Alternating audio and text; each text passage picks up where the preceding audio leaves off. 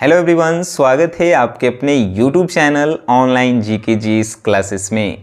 Class 12th Hindi के काव्य खंड के 130 मोस्ट इम्पॉर्टेंट क्वेश्चंस का यह ऑडियो रिकॉर्डिंग वीडियो बनाया गया है, जो आप कभी भी सुन सकते हैं, काम करते समय, खेलते समय, कूदते समय, दौड़ते समय। और यह सभी प्रश्न जो है आपके एग्ज़ाम के लिए मोस्ट इम्पॉर्टेंट है। तो चलिए प्रश्न को शुरू करते हैं। मलिक मोहम्मद जायसी जी का जन्म कब और कहाँ हुआ था? 1492 ईस्वी, जायस कब्र अमेठी, उत्तर प्रदेश में। चित्ररेखा किस कवि की रचना है? मलिक मोहम्मद जायसी। जायसी की काव्य के भाषा क्या थी? तो अवधी भाषा थी। जायसी का काव्य में मुख्य रस क्या था? तो श्रृंगार रस। प्रेम के पीर के कवि कौन थे? मलिक मोहम्मद जायसी। करबक कहाँ से लिया गया है? तो पद्मावत से। करबक के लेखक कौन हैं? मलिक मोहम्मद जायसी। मलिक मोहम्मद जायसी किस शाखा के कवि हैं? प्रेम मार्गी शाखा। मलिक मोहम्मद जायसी ने अपने आँख की तुलना किससे की है? दर्पण से। जायसी किस तरह के कवि हैं? सूफी कवि। हिंदी साहित्य का सूर्य किसे कहा जाता है? सूरदास को। कृष्ण भक्ति शाखा के कवि कौन हैं? सूरदास जी। सूरदास किस भाषा के प्रसिद्ध कवि हैं? ब्रज भाषा। कृष्णा कहाँ बैठकर भोजन कर रहे थे? तो नंद बाबा यानी कि अपने पापा के गोद में। सूरदास हिंदी साहित्य के किस काल के कवि हैं? भक्ति काल। सूरदास को किस चीज़ की भूख है? तो कृष्ण जी की जूठन की। सूरदास की अनुमानित जन्म तिथि क्या है? तो 1478 ईस्वी। साहित्य लहरी किसकी रचना है? सूरदास की। सूरदास के दीक्षा गुरु का नाम क्या है?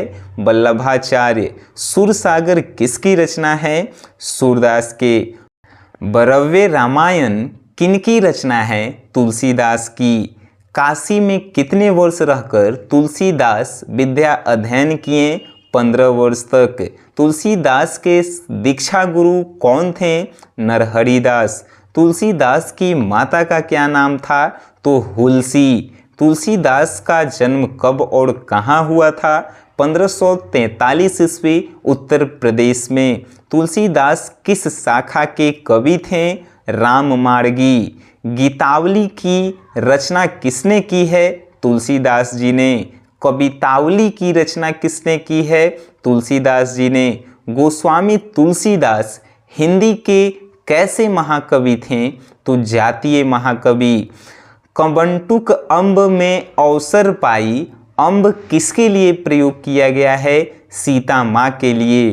तुलसीदास का मूल नाम क्या था? राम बोला। तुलसीदास किस काल के कवि थे? भक्ति काल। नाभादास का काव्य रचना क्षेत्र बीजक के रचयिता वृंदावन। कबीरदास। नाभादास किस धारा के कवि थे? सद्गुणोपासक राम भक्त धारा। और किस काल के कवि थे? तो भक्ति काल के कवि थे। नाभादास का जन्म कब हुआ था? तो 1570 ईस्वी। छपै कितनी पंक्तियों का छंद होता है? तो 6 पंक्तियों का। भक्तमाल के रचयिता कौन है? नाभादास। नाभादास किसके शिष्य थे? स्वामी अग्रदास के। कबीरदास किस शाखा के कवि हैं? तो निर्गुण शाखा के। कबीर किसमें भेद नहीं करते हैं? तो हिंदू मुसलमान में। भूषण के कविता में कौन सा रस पाया जाता है? तो वीर रस।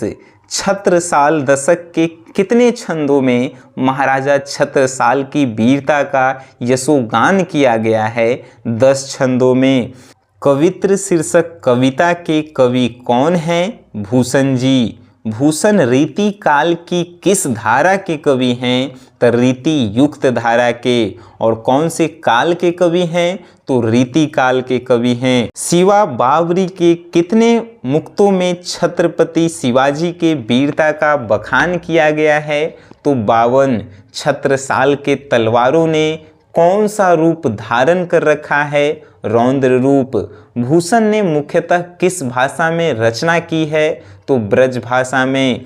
छत्रसाल दशक किसकी कृति है? भूषण की। शिवाजी के पुत्र का क्या नाम था? साहूजी। जयशंकर प्रसाद का महाकाव्य कौन है? कामायनी। कंकाल उपन्यास किस कवि की रचना है? जयशंकर प्रसाद। आंसू किसकी रचना है? जयशंकर प्रसाद। जयशंकर प्रसाद का जन्म कब और कहाँ हुआ था? 1989 ईस्वी में वाराणसी में। जयशंकर प्रसाद हिंदी साहित्य के किस काल के कवि थे? तो आधुनिक काल। तुमुल कोलाहल कलह में प्रसाद जी किस रचना से लिए हैं? तो कामायनी से लिया गया है तुमुल कोलाहल कलह। चातकी किसके लिए तरसती है? तो स्वाति नक्षत्र के पहले बूंद के लिए। जयशंकर किस वाद के कवि थे? छायावाद। जयशंकर प्रसाद ने किस भाषा में काव्य रचना की है? खरी बोली। जयशंकर प्रसाद जी के पिता का क्या नाम था? देवी प्रसाद साहू। पुत्र वियोग शीर्षक कविता किसकी रचना है? सुभद्रा कुमारी चौहान। सुभद्रा कुमारी चौहान का जन्म कब और कहाँ हुआ था? 16 अगस्त 1949 को इलाहाबाद उत्तर प्रदेश में। सुभद्रा कुमारी चौहान के अनुसार माँ के लिए अपने मन को समझाना कब कठिन हो जाता है? तो पुत्र की मृत्यु होने पर। पुत्र वियोग शीर्षक कविता में कवित्री का खिलौना कौन है? तो उसका पुत्र। पुत्र वियोग शीर्षक कविता किस काव्य संग्रह से ली गई है? तो मुकुल से ली गई है। सुभद्रा कुमारी चौहान स्वयं के असहाय क्यों कहती है? तो पुत्र वियोग के कारण। सुभद्रा कुमारी चौहान के पति का क्या नाम था? ठाकुर लक्ष्मण सिंह। कवियों के कवि किसे कहा जाता है? तो शमशेर बहादुर सिंह को। उषा का जादू कब टूटता है? सूर्योदय होने पर। शमशेर बहादुर सिंह ने सोवियत रूस की यात्रा कब की थी? 1978 में। ऐसे भी प्रश्न पूछता है कि 1978 में शमशेर बहादुर ने किस देश की यात्रा की थी? तो सोवियत रूस की। शमशेर बहादुर सिंह का जन्म कब हुआ था और कहाँ हुआ था? 13 जनवरी 1911 को देहरादून में हुआ था, जो उत्तराखंड में है। प्रकृति वर्णन से संबंधित कविता है उषा कविता। उषा शीर्षक कविता के कवि कौन हैं? शमशेर बहादुर सिंह। सुकून की तलाश किसकी रचना है? शमशेर बहादुर सिंह की। नीले जल में हिल रही किसकी गौर झिलमिल देह जैसे हिल रही हो, यह पंक्ति किस शीर्षक कविता से ली गई है? उषा कविता से। मुक्ति बोध का जन्म कब और कहाँ हुआ था? 13 नवंबर 1917 को श्वेपुर छत्तीसगढ़ में। काठ का सपना किसके द्वारा लिखा गया है? गजानन माधव। मुक्ति बोध। जनजन का चेहरा एक शीर्षक कविता किसकी रचना है? गजानन माधव। मुक्ति बोध। मुक्ति बोध निराला किस तरह के कवि थे? क्रांतिकारी कवि। मुक्ति बोध कविता संग्रह का क्या नाम है? चांद का मुंह टेढ़ा। नील नदी अमेजन मिसौरी में वेदना से गाती हुई बहती बहाती हुई जिंदगी की धारा एक, यह पंक्ति किस शीर्षक कविता से है? तो जनजन का चेहरा एक। मुक्ति बोध की माँ का नाम क्या था? पार्वती बाई। अधिनायक शीर्षक कविता किस पुस्तक से ली गई है? आत्महत्या के विरुद्ध। लोग भूल गए हैं किसकी रचना है? रघुवीर सहाय। अधिनायक शीर्षक कविता किस तरह की कविता है? व्यंग प्रधान। रघुवीर सहाय जी का जन्म कब और कहाँ हुआ था? 9 दिसंबर 1929 को लखनऊ उत्तर प्रदेश। हरचरना कौन था? तो एक आम आदमी था या गरीब आदमी था। राष्ट्रीय त्योहार के दिन हरचरना क्या पहने हुए है? तो फटा सुथन्ना। रघुवीर सहाय किस समाचार साप्ताहिक के प्रधान संपादक थे? तो दीनमान। रघुवीर सहाय का पिताजी का नाम क्या था? हरदेव सहाय। रघुवीर सहाय किस सदी के रचनाकार हैं?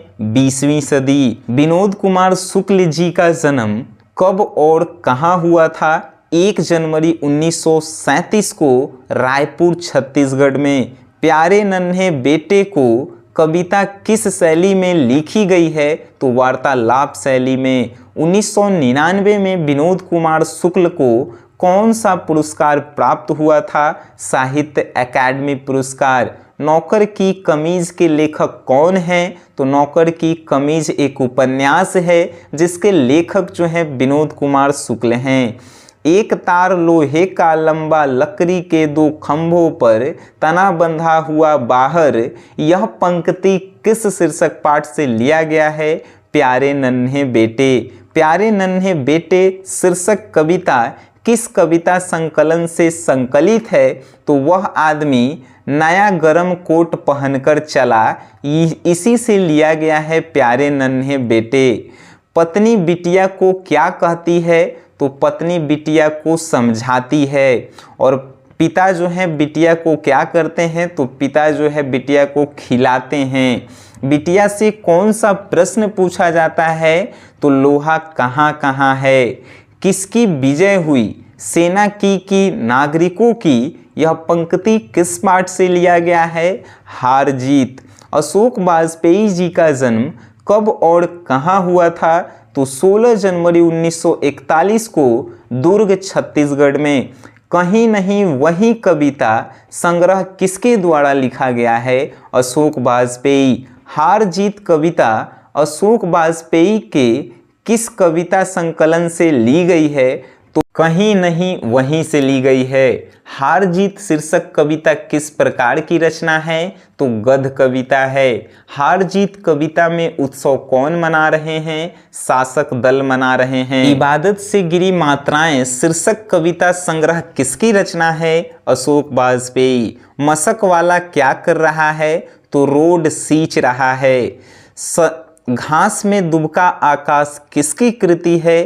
अशोक वाजपेयी जी की। अशोक वाजपेयी किस काल के कवि हैं? आधुनिक काल। ज्ञानेंद्रपति किस प्रशासनिक पद पर थे? तो कारा अधीक्षक के पद पर, और यह जो है यूपीएससी क्लियर करके गए थे। पंचायती राज में क्या खो गया है? तो पंच परमेश्वर खो गया है। ज्ञानेंद्रपति कौन सी कविता लिखे हैं? तो गांव के घर, या गांव के घर के रचनाकार कौन हैं? तो ज्ञानेंद्रपति।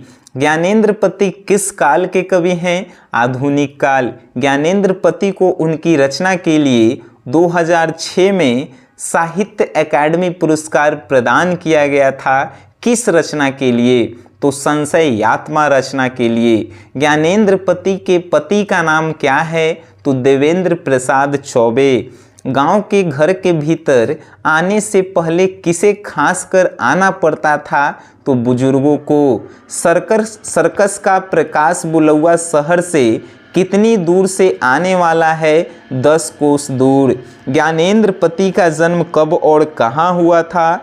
1 जनवरी 1950 को झारखंड में। गांव का घर किस कविता संग्रह से लिया गया है? संशयात्मा से। ज्ञानेंद्रपति को किस कृति पर साहित्य अकादमी पुरस्कार प्राप्त हुआ?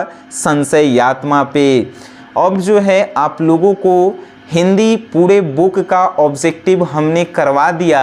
आप इन सभी ऑब्जेक्टिव को कोई भी काम करते समय, खेलते समय, दौड़ते समय या शादी विवाह में भी जाते हैं तो इसको आप सुनते रहेंगे। आपकी एग्ज़ाम का प्रिपरेशन यानी कि तैयारी होते रहेगा। और अगर इस वीडियो पे 1000 लाइक जिस दिन कंप्लीट हो जाते हैं, इंग्लिश के भी इसी तरह के वीडियोस जो है आपके लिए हम बनाएंगे जो आपके एग्ज़ाम में बहुत ज़्यादा सहायता करेगा। तो हमें आशाएं हैं आप जो हैं स्वस्थ होंगे, मस्त होंगे और अपनी तैयारी में ज़बरदस्त होंगे। अगर अच्छा लगा है तो इसे अपने दोस्तों में शेयर ज़रूर करें। धन्यवाद।